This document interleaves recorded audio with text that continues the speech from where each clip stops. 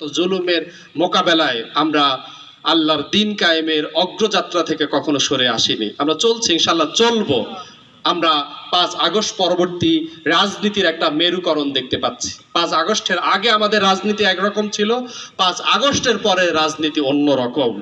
যদি আমি সংক্ষেপে বলতে চাই, 5 আগস্টের পরে জামাতকে নিয়ে যে ন্যারেটিভ তারা প্রতিষ্ঠা করে জামাতকে নিশ্চিহ্ন করার চেষ্টা চালিয়েছে সব খতম হয়ে গিয়েছে।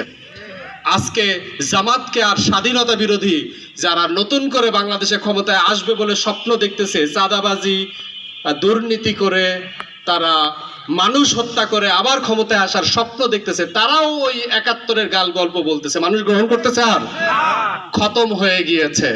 5 আগস্টের আগে যখন ঢাকা ইউনিভার্সিটির ক্যাম্পাসে স্লোগান তুলেছিল তুমি কে আমি কে, রাজাকার রাজাকার বলার মধ্য দিয়ে শুধু জামাত আর রাজাকার থাকে নাই, বাংলাদেশের 18 কোটি মানুষ নিজেদেরকে রাজাকার ঘোষণা দিয়ে দিয়েছে। তাদের 71-এর ন্যারেটিভ খতম হয়ে গিয়েছে, শেষ। বাংলাদেশ জামাত ইসলামী এখন বাংলাদেশের রাষ্ট্র পরিচালনা থেকে শুরু করে গুরুত্বপূর্ণ সব জায়গায় জামাত ইসলাম আগামী দিনে ভূমিকা পালন করতে পারবে, তা ইতোমধ্যে তার কর্মকাণ্ডর মধ্য দিয়ে জামাত তার প্রমাণ রাখছে। জনমানুষের মাঝে জামাতকে উপস্থাপন করতে গেলে এখন যে কাজটার দিকে আমাদের অগ্রাধিকার দিতে হবে তা হইল বেশি বেশি জনকল্যাণমূলক, জনসেবামূলক, সমাজসেবামূলক কর্মকাণ্ড বাড়াইতে হবে। এটাই আপনার রাজনীতি। আপনি সমাজসেবামূলক কাজ, জনগণের কল্যাণমূলক কাজ যত বেশি করতে পারবেন, এদেশের মানুষ তত বেশি আপনাকে গ্রহণ করবে। আমরা অনেক সময় মনে করি জনসেবা করতে গেলে অনেক টাকা লাগে, কোটি কোটি টাকার মালিক না হইলে জনসেবা করা যায় না। ব্যাপারটা কি সঠিক? না, সঠিক না। জনসেবা করতে হলে, মানব কল্যাণে নিজেকে নিয়োজিত করতে হলে মানব দরদি হইতে হয়, মানবতাবাদী হইতে হয়, মানুষের প্রতি প্রেম ভালোবাসা মোহাব্বত থাকতে হয়। যদি এই মানব দরদি একটা মন থাকে আপনার, পকেটে টাকা না থাকলেও আপনি মানব সেবা করতে পারবেন। মানব সেবার কাজে নামলে আপনি দেখবেন ডান দিক থেকেও টাকা আসবে, বাম দিক থেকেও টাকা আসবে, টাকার সংকট হবে না। কাজ করার জন্য আপনাকে সিদ্ধান্ত গ্রহণ করতে হবে। টাকা ছাড়া যে মানব সেবামূলক কর্মসূচি বাস্তবায়ন করা যায় সেগুলো করা শুরু করুন।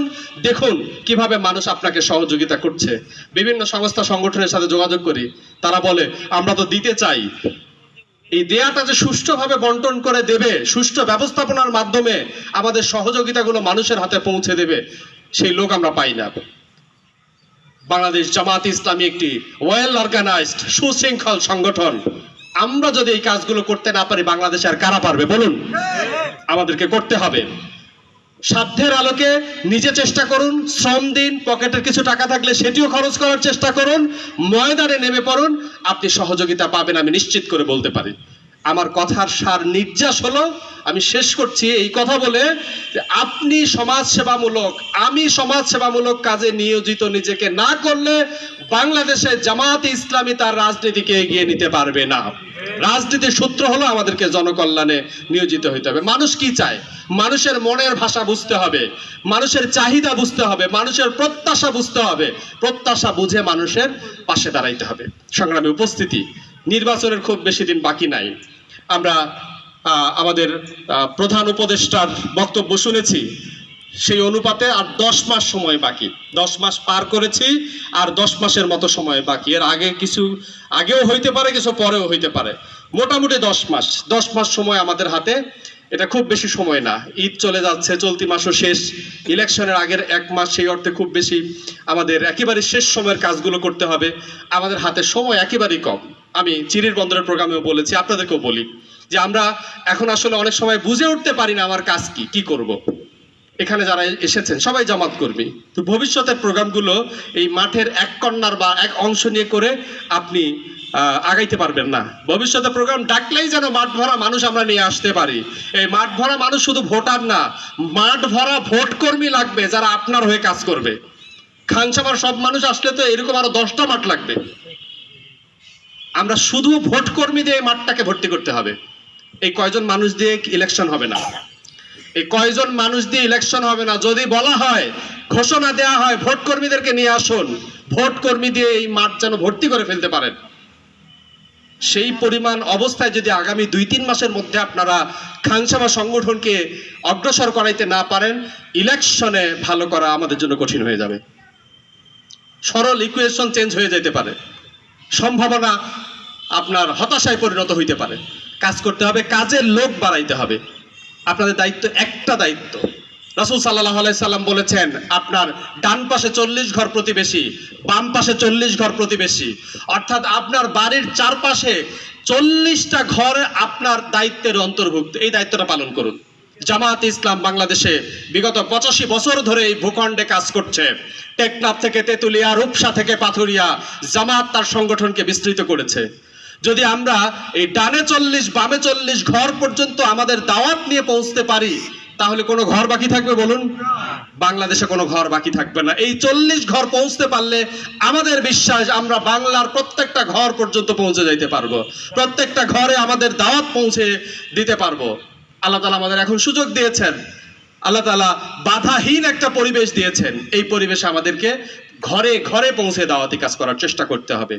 মানুষের কাছে ইসলামের দাওয়াত পৌঁছাইতে হবে, আন্দোলনের দাওয়াত পৌঁছাইতে হবে, জামাতের দাওয়াত পৌঁছাইতে হবে। আফতাবউদ্দিন মোল্লা এই নামটা ঘরে ঘরে পৌঁছাই দিতে হবে। দাড়িপাল্লা মার্কা ঘরে ঘরে পৌঁছাই দিতে হবে। শুধু ঘর না, বাজারে, বন্দরে, চায়ের দোকানে, যেখানে যখন সুযোগ পাবেন কাজ করার চেষ্টা করতে হবে। এই কাজটা আমাদের জীবনের মিশন। এই কাজের নাম দাওয়াতি কাজ, ইসলামী আন্দোলনের কর্মীদের প্রথম এবং প্রধান কাজ। এই কাজটা একদিন না করে রাতে ঘুমাইতে যাবেন না। দৈনন্দিন আপনার চাকরি যেমন আপনার জন্য গুরুত্বপূর্ণ, ব্যবসা যেমন গুরুত্বপূর্ণ, বাজার করা যেমন গুরুত্বপূর্ণ, আল্লাহর দ্বীনের পথে মানুষকে ডাকার কাজ, আন্দোলনের পথে মানুষকে ডাকার কাজটা তেমন গুরুত্বপূর্ণ। আল্লাহ তাআলার কাছে তৌফিক কামনা করি আমরা সকলে আমাদের নিজ নিজ জায়গা থেকে সক্রিয় ও বলিষ্ঠ ভূমিকা পালন করব। আল্লাহ তাআলা আমাদের সকলকে যোগ্যতা দান করুন।